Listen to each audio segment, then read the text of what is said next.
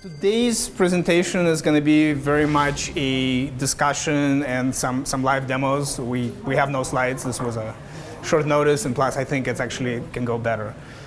So first of all, again, I want to invite everybody to come as close as you're willing to come, and guess I'll start with an introduction. So I'm David Vidra. I work at Mosaic. I run test engineering. We're a financial company, and I'll let Brian tell a little bit about the company. Brian works in our loan ops department, and he's been apprenticing in our team in the Agile Tester role. And Brian, maybe say a few things about what Mosaic is and what we do. Yeah, so my name is Brian Mosley. So I work for Mosaic. We're an Oakland-based company, so we're pretty close.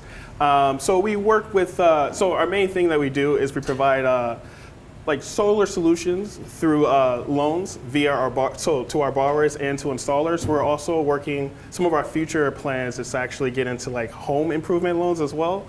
But so far, our main goal is to provide clean energy for all, especially in the Bay Area. So, yeah. Great. Okay. All right. So the first, I want to get a sense of who is here and what is your involvement with behavior-driven. So today's talk is all about how we practice behavior-driven development, how we integrate it with our automation and Selenium in particular. So who's doing BDD right now at their companies? All right, a couple of people. If you're doing BDD, are you using some automation tool like Cucumber to actually automate your test cases? Anybody? Okay. Same people, great. So what we're going to do is start with a quick demo of how we practice it, and then depending on the interest, we can dive into more kind of deeper discussions of the reasons for behavior-driven, why we think it's a good idea, et cetera, et cetera.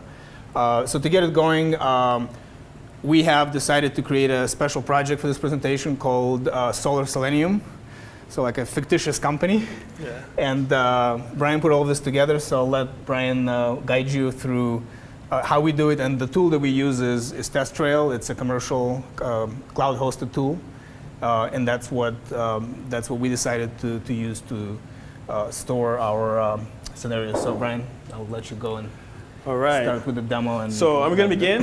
We decided to go with behavior-driven development. So basically, all of our tests and all of our cases and scenarios are written from either from pretty much a user perspective. So the cases I have behind me are either via a normal user or an admin. The reason why we've chosen this is because when we're working with like product managers or like QA or analysts or other third-party vendors, or when they see our test cases or something like that, there's something that they can understand, because the language of BDD is mainly non-technical and is pretty much presented in a way that a person would act when they're performing a function. So for the examples that I have below, following here on screen, so at our fictitious company, Solar Selenium, the first thing we normally do when you go into a web page is you create an account. So before we do that, first thing I'm going to point in, if you see my cursor right here for BDD, we normally have three main things. We have features, scenarios, and then test cases. So right here generally are just like the features that we have. So for the first feature we have is account creation. So within account creation, we're going to have a couple of scenarios. So the first scenario is, as a new user, create a new Solar Selenium account, which is pretty normal. Like you go to a web page, you want to do that. And if we click inside of here, this is just going to be one test case, and this is pretty much what we're testing. So what we're going to behaviorally test is, as a user, I should be able to create an account. So within every test case, we have pretty much three things we look for, or three ways we're phrased in a test case, or we are pretty much detailing it. We have a given, a when, and a then. So the given is pretty much the status of the test case. So in what status am I in before, what status is the user in before they create an action. The when is the actual action that they take within the feature, or within the scenario, and then the then is our desired outcome. So when in creating an account, the given is a potential customer has access to a sign-up page, so they have access, that's the given, that's the status. They haven't signed in anything, the status for them is a potential customer. And then when they actually enter in their credentials, we expect that a new user account is created, and then we're going to write a test to make sure that happens, as well as we're going to test to see if a verification email was sent to the account, as well as that once they click that button, that the user is sent to a new page, a welcome page, welcoming to our Solar Selenium business. So that would be like the first BDD test. It's kind of simple. It's what a lot of companies go through, just account creation. So when we go back, sorry, PC guy. So we're going to go look at the next feature, and the next feature that we're going to look up, we're going to skip over loan origination. We're going to, so you create an account, and then you create a loan, and then either you're going to have a status of success or failed, and let's say you want a loan adjustment. So in Solar Selenium, we're going to write a couple of test cases to make sure that you can be approved or denied for a loan adjustment. So to the right, we have the features, and then the scenarios that we have is user successfully request a loan adjustment.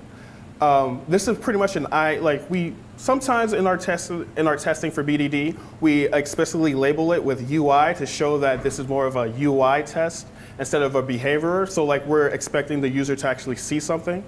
So before we go to that one, we're just going to go to the first one. So as a user, we like to place ourselves there. Given that the user has signed in with her credentials, the loan status is set to approved. The loan dispersed status is set to no. So what we mean by that is we want to approve a loan if we've already given them funds. So in order to approve a loan adjustment, we would create a loan adjustment for a customer who has not already been sent the loans fund for their solar panels or whatever. So that's just a status that we're going to use, a simple status, so we can either confirm or deny if the loan adjustment will go through. And then those are internal things before the user even make an action. And then the action is the user actually navigates to the loan adjustment page via their own profile page, and then the user inputs their credentials for their loan adjustment, like what they want to go up or low. And then after that, when the user actually does that, then the outcome is actually then. So, okay. So we're just gonna go over one more test in the loan adjustments, and pretty much we're gonna go as an admin. So let's say we're gonna start off from the beginning. Given that the loan is approved, the loan has a loan disbursement of no, so we approve loan adjustments for loan disbursements of no. This is all fictional. And the desired loan amount is set. When the user sets the loan amount via the loan adjustment tool, system runs a check internally. So they might check other things besides, like their debt to income or like their credit score or something like that to see if they can confirm a loan adjustment or not. And then a denied status. So for this particular test case, we're testing that when a user has the status of no disbursement and they request a loan adjustment, that they will be denied. So then we actually go through that. So as a user, as an admin, we want to expect to see a display page that says that the loan adjustment was denied. And then pretty much just like this whole then section is just what we expect to see. And as an admin, once you go down the list, this is what you expect to see visually, as well as once you go through the process behaviorally. So once you click on something, once you check a different page, you expect this to physically happen to you. And these are just notes that I've put down. So what I like about TestRail is that sometimes you get creative if you want. And then let's see if we have it here. You could create instead of just having words, you can make like a table or something like that. So that's just something that I like. That's kind of dorky because just to see what kind of different thens you want to have for the test. So now that we're in Solar Selenium, what we're going to do now is actually go to one of our real test suites. So I'm actually going to go up to dashboard and go to our platform. Okay, I'm not sure why I keep hitting that. So this is our milestones. So milestones are normally just test cases in bundles for a different feature that has been ran already. So for this release of the test cases for its particular feature, you notice that we have 91% passed. Now, some of it could be failed, and if they're failed, like this one, failed RC, we still have 100% pass, mainly because once they're failed, like the way we do it at Solar Mosaic, we might manually go in and actually see why they failed and then like approve them later once with corrections. So we do run these automated tests with Jenkins. And so for this one, this is like a fail test. And then of course we have, all right, that's not good. Oh, wow. Oh, wow. Okay.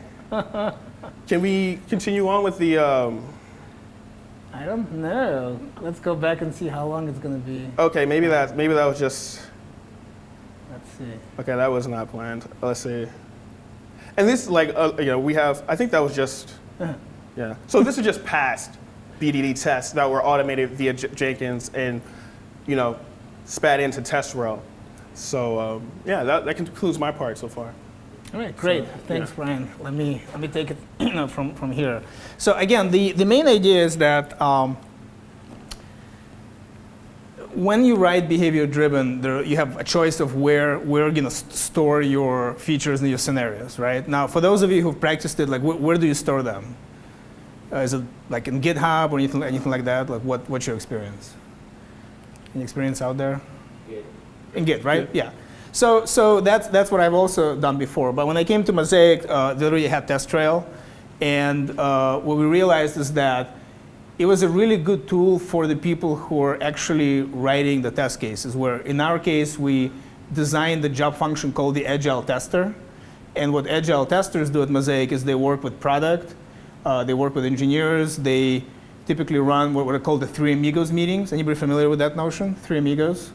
Which is, you know, after product is ready with their PRDs, their product requirements documents, we have the meeting of the product, the tester, and the developer to really workshop the requirements. And out of that, our Agile testers go and write these scenarios. And TestRail turned out to be a really good tool for them to use. They're very comfortable with it. And it's just much easier for them than working with something that just, just based on Git. And TestRail also happens to have quite a few reports, really easy, ways to move things around. So we decided that, yep, we're going to stick with that, but we're going to basically append the notion of behavior-driven on top of TestRail. So that's kind of our innovation, I guess, or not innovation, but this is the decision that we came through. Other people have done the same. I Googled around and noticed that that people have done that. Now, of course, we do want to get to complete automation in various steps of our process. So the first thing that we did is we automated the process of creating these milestones and test runs, right? So when you execute a test case in TestRail, it's called a test run, so test run for a particular date. And obviously, it has a UI, and you could do it manually, but why do it manually when you can automate? So I'm going to demo what we did. Is we wrote, and by the way, we're a Scala shop. Anybody here use Scala? Okay, so yeah, we happen to be a Scala shop, so Scala is a good language. And let me see if I can make it a little bit bigger. And I'm going to attempt to do this in, oops.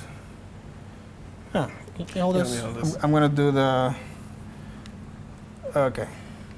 All right, that should be big enough. I'm just going to put this right here. Yeah, thanks. All right. So we basically wrote a command line routine where I can specify a milestone. So let's say we release every day. This is our hope. Right now we release every week, but we're moving towards releasing every day. And so what this is going to run, and what you'll see is that it will dynamically create a milestone. Let me get back to that project, Solar Selenium. Milestones, and here we go. It just created this milestone which has two test runs, one for credit team, one for loan team, and then when you click through it, you see the actual sort of untested test cases that you're going to be testing for this particular release. And what we did is, let's see, this is interesting. My screen is smaller because of the HDMI thing. Okay, how do I get the, okay, there we go. We basically defined, we defined some YAML files that we can filter what we want to go into each test run. So this is exactly how you can do it manually in TestRail. There's screens to go and select the filters, but again, we're not into doing things manually where we don't have to, so we defined it as a YAML file.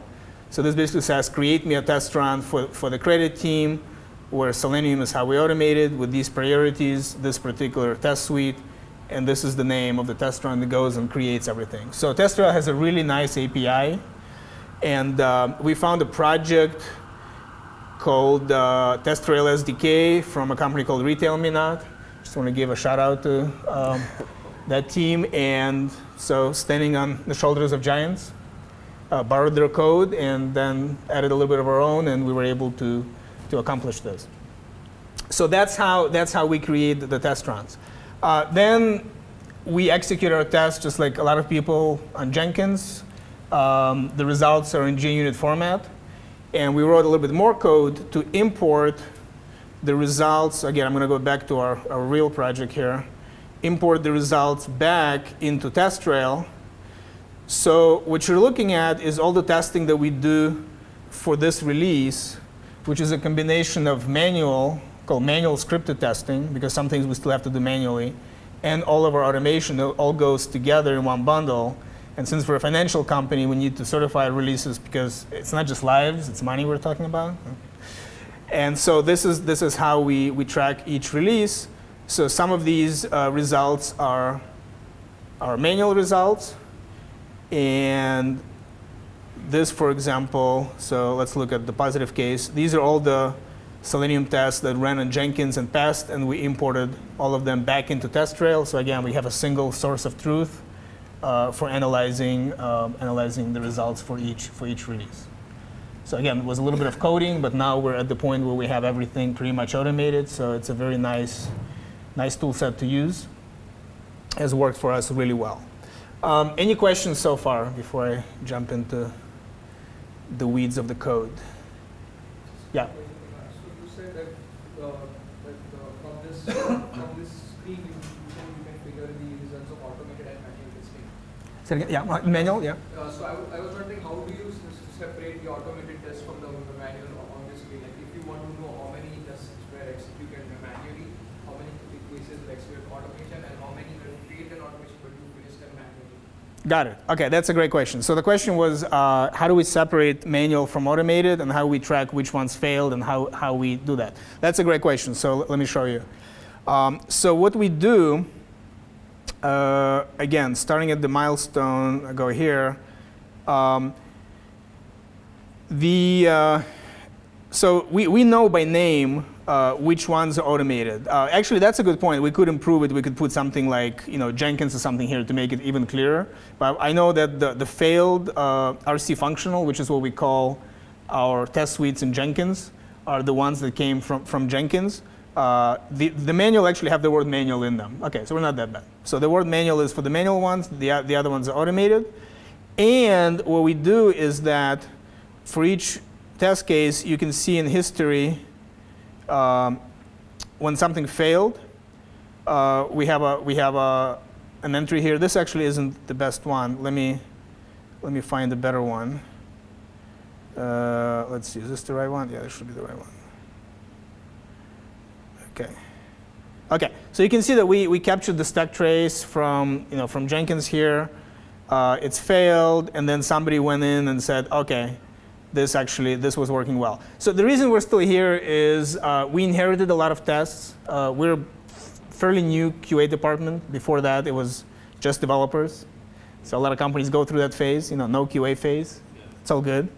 You got to find your product market fit, right? There's no time for QA. So the company found the product market fit.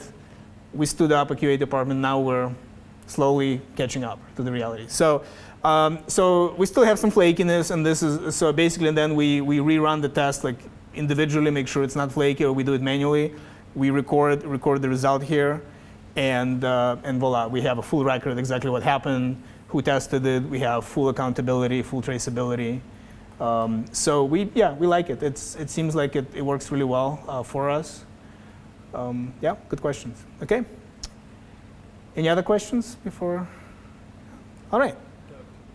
Huh? No, you're good. Yeah. So I'm going to show you a little bit about how we decided to integrate our code. And before I get into it, I kind of want to speak a little bit about Cucumber, which is a very popular tool to do behavior-driven, and why we decided not to use it, and then see if there's any feedback from the room. So Cucumber basically tries to enable users to create what are called executable requirements. So in the behavior-driven Cucumber scripts will look pretty much the same as the ones we've shown you.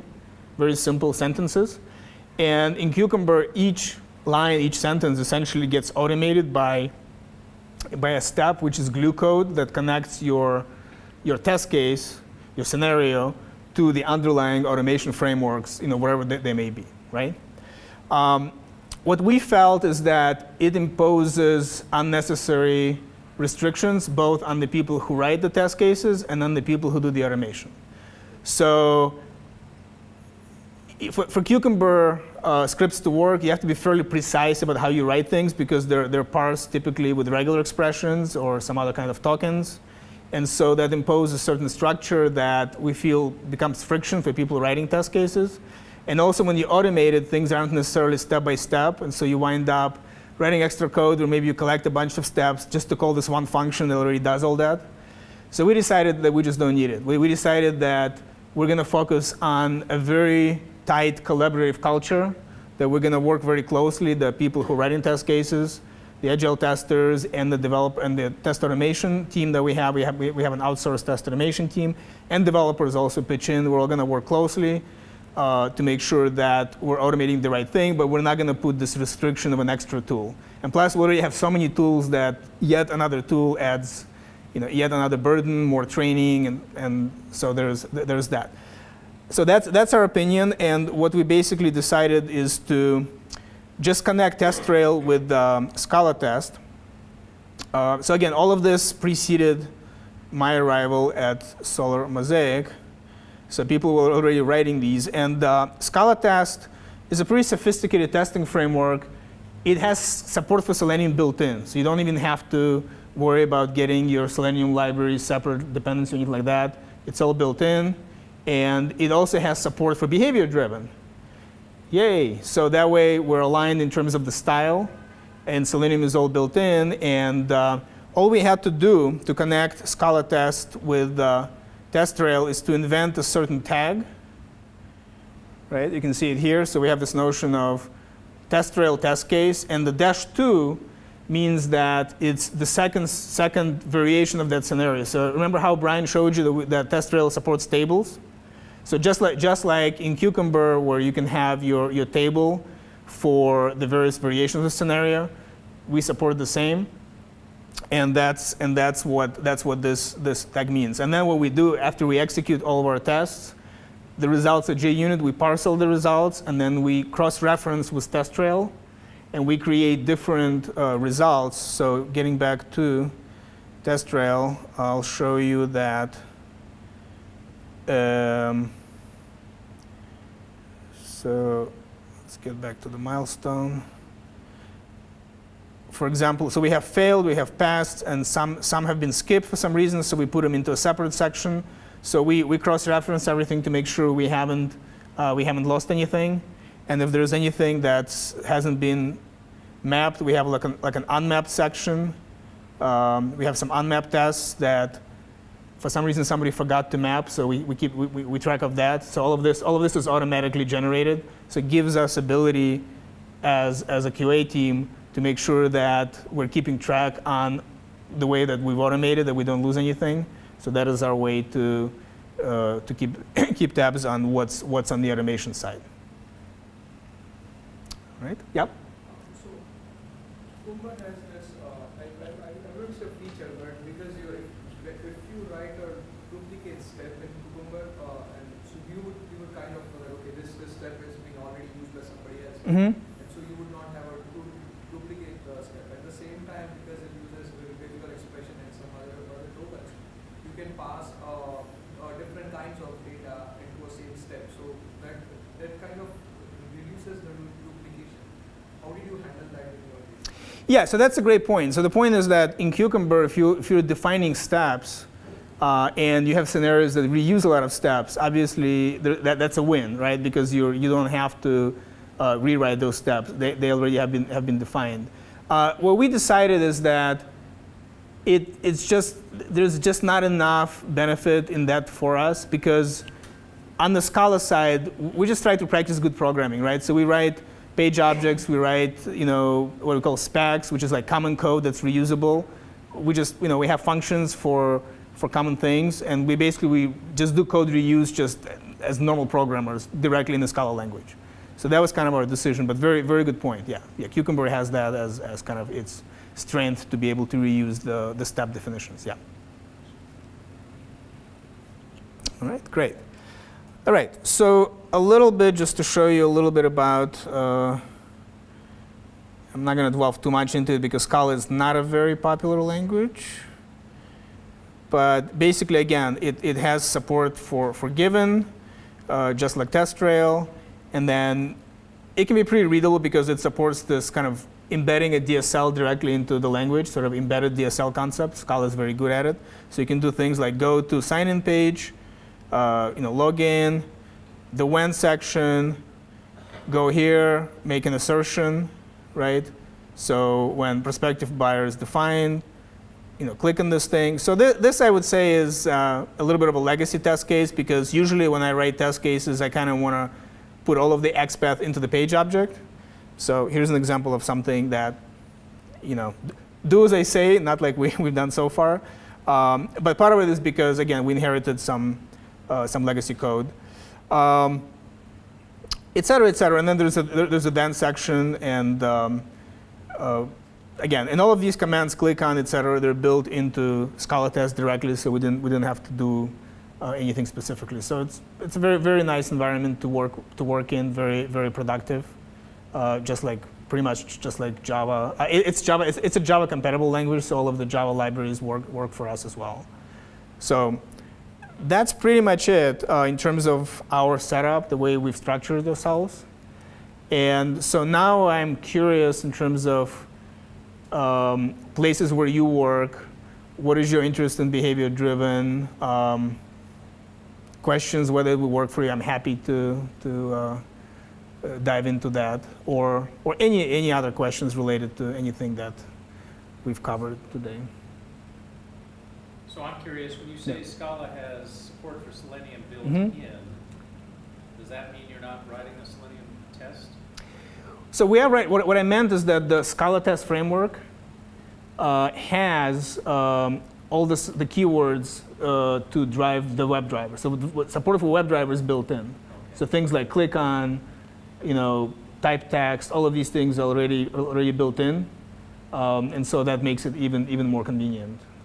So it's even more tightly integrated. For example, JUnit, where you would have to do a little bit more work. Scala Test already has all of those kind of helper methods, if you will, built in. Thank you. Can you describe what you were talking about earlier, Agile Testing, Agile Tester role? Great. So the question is about what is Agile Testing and what is the Agile Testing role. So the way that we define Agile Testing for us is we want to be able to ship very, very quickly. So again, we're at 1 week right now, and we're moving towards hopefully daily deploys, at least for some of our teams. And so we can't afford more traditional testing approach where you throw code over the wall, have a long testing cycle. We need to be able to certify our releases very, very quickly. So in order to do that, what we decided is we're going to front load on activities that support building the right thing, right? So behavior-driven is all about doing enough analysis up front to build the right thing. And then we still have the unit testing and integration testing, which some people call these technology-facing tests, versus behavior-driven, often called business-facing tests, right? So we still have unit tests, integration tests that developers write themselves to have good coverage, just in terms of what they feel is important. But the Agile Tester role is to define the behavior of the system up front and to put enough of it in the regression that we have confidence to put our system into production. We're not a consumer company. We don't have a huge amount of traffic. We have very, very, very complex systems. And we're dealing with a lot of money, and we're dealing with people's reputation. And not just on Facebook, we're dealing with credit bureaus, right? So, and we're highly regulated as a financial company. So there's a huge downside for us for putting something wrong into production. And so again, the role of the Agile tester is to do real good testing, but do it in a very fast and efficient way. So to complement the fact that we're probably not going to catch everything through automation, we practice a fair amount of exploratory testing, which is basically unscripted testing, right? So we're tasking Agile testers to saying, okay, we think there's a lot of risk in this area. Let's spend a couple hours. Here's a charter. Explore this, capability of our system with the intention to find some useful information. And maybe there's a checklist of things you definitely want to check, but otherwise, you're on your own, right? Spend a couple hours, do your best, and we do find important bugs that way. So that's a very important part of this role, is not just to define the behavior, to write down all the test cases, but also to go and just use your intelligence, your intuition, your testing skills to find those difficult bugs that maybe we just haven't thought about upfront as we're defining the behavior. Does that make sense? Great. Oh, so go ahead. So I'm not even sure if this is the right question based on my familiarity with BDD.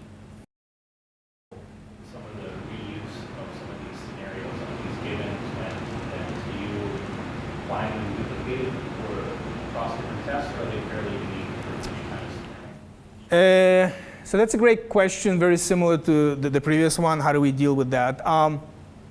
Basically, I think there's two aspects to this.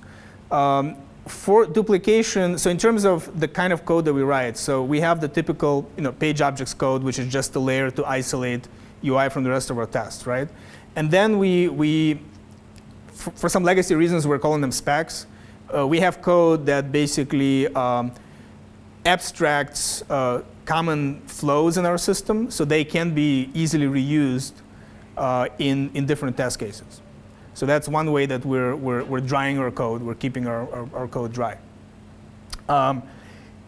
The other interesting thing about our situation is a lot of our tests are very long because we have these very long workflows. The notion of giving somebody a loan and then them paying for a few months and then maybe asking for readjustment, or there's some kind of a financial event like sale of the house, things like that, means that we have to create these very, very long test cases to get to a certain state in the system where we want to actually assert something. So what we decided there is that we're not necessarily going to go through Selenium all the way through. We will write the setup code using either some of our REST APIs or directly through HTTP in some cases, or sometimes we even have to go to SQL to yeah. We have to simulate some job run because we have integrations with a lot of third-party systems. So there's all kinds of tricks that we do to get to the right state. But when we run our tests, we do start from a completely empty system, right? And we build up all the state because we want that confidence that we don't have any stale state. So in our situation, it's a lot of work, honestly, but we feel it's worth it because then we can trust our results and it does simulate. We have started reusing some of our code to do testing in our staging environments as well. So this is where we make a sanitized copy of production code. And so we found that to be very helpful because it's also nice to have confidence that the system fully loaded with a copy of production code will also behave in the right way. So we got a lot of value of reusing a lot of our automation. So we run it in a fully clean state and also run some of it against staging. And that has been a very good experience for us.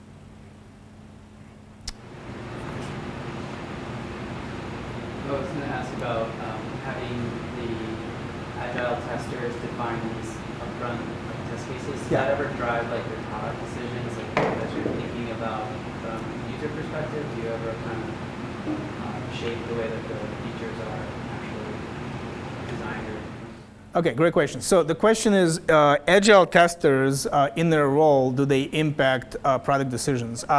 We would like to think so. So our main vehicle for getting to these conversations is the Three Amigos meeting, right? And the contract we have with the product organization is they have to get product requirement documents into decent shape, fleshed out. We prepare, we read it.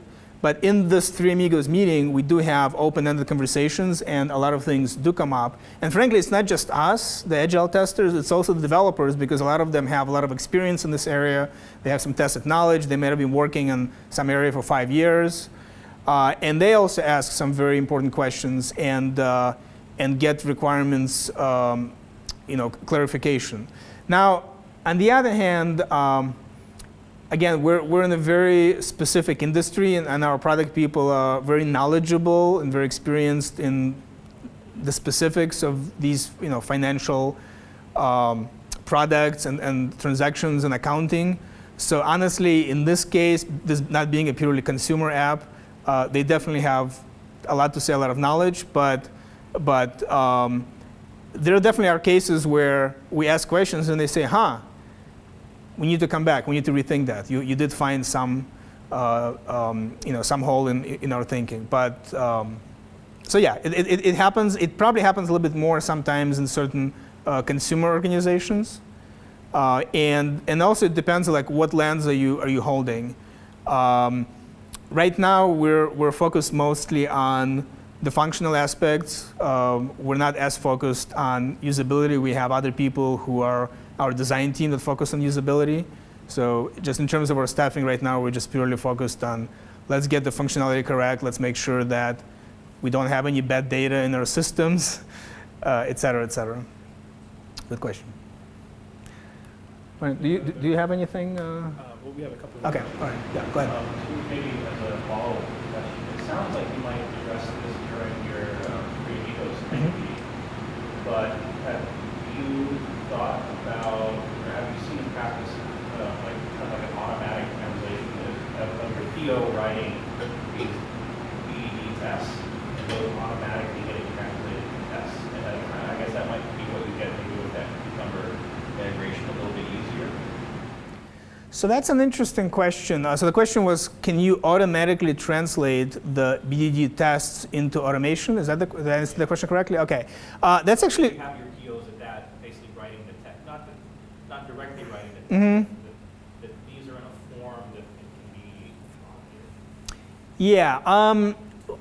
What we have decided is that our product people they have templates for how they write their product requirements documents. They like those templates. They're very busy, so they really appreciate that my team does the work of translating that into the behavior-driven scripts.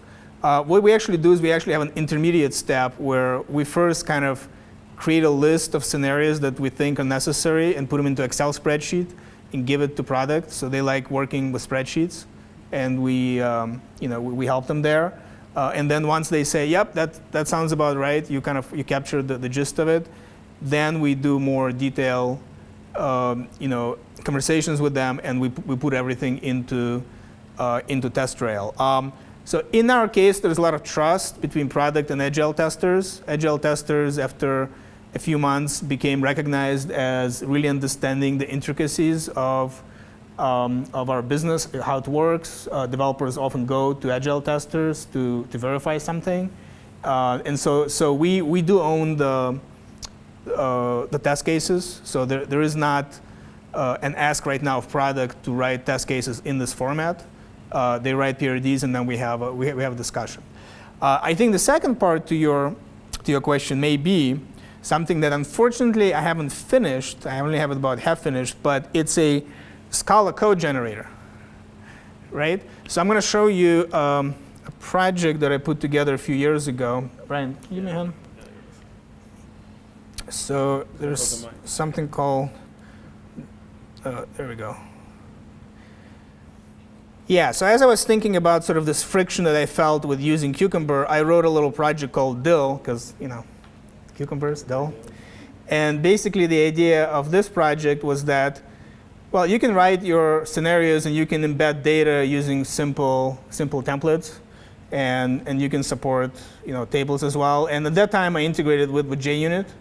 But this is something that it is on our roadmap to integrate with Scala. And the idea is that you will put your data into TestRail, and we will parse out the data, and we will generate all the Scala code with all the data there. And then developers will just have to fill in the details, basically tie it to whatever automation functions that they either have or they're going to write.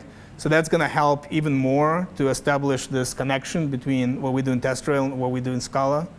Unfortunately, I only had a few weeks to prepare. Didn't get the compiler finished, but this project is open source. It uses Scala parser combinators. If there are any compiler gigs here, that's what I'm using to do the parsing. And that's kind of the direction that we're going, and that we think that's going to save us some time and reduce errors, because all the data will come directly from TestRail. We're not going to have to worry about developers not copying data values correctly into the tests.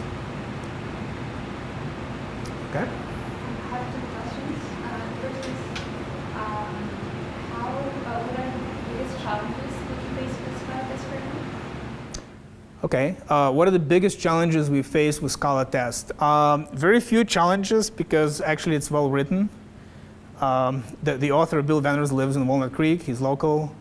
And basically, it's a very good framework. It's very robust. Again, it does everything that modern JUnit framework. It kind of, it's equivalent to JUnit, but for Scala. So it does everything. Has a really nice API. Command line API, and it's integrated directly with Selenium. So, yeah, really not much there. It just works well. So then, how about stability rate? What percentage would you say is you have flakiness? Great question. What percentage tests do we have flaky?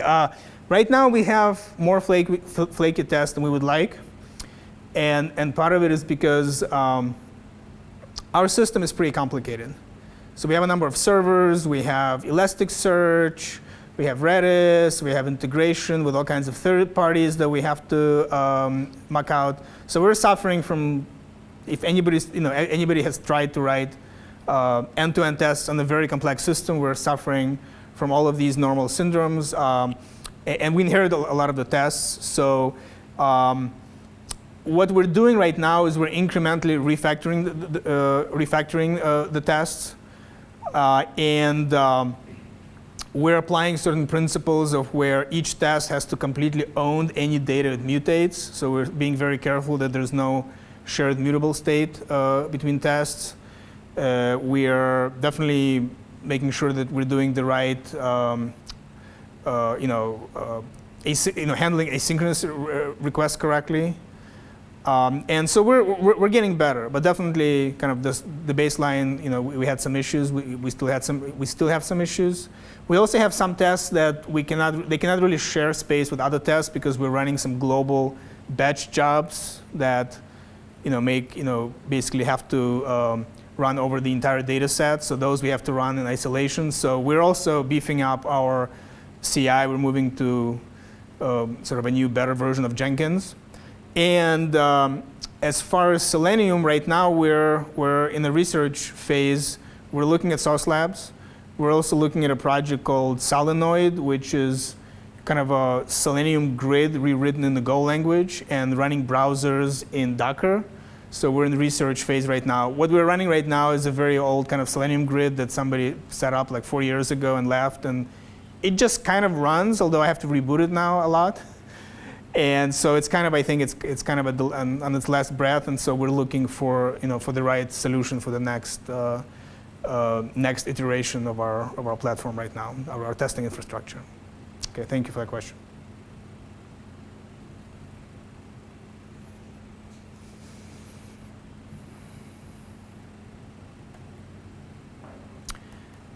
That looks good. We're good? Yeah. All right. Thank you so much. Thank you for coming.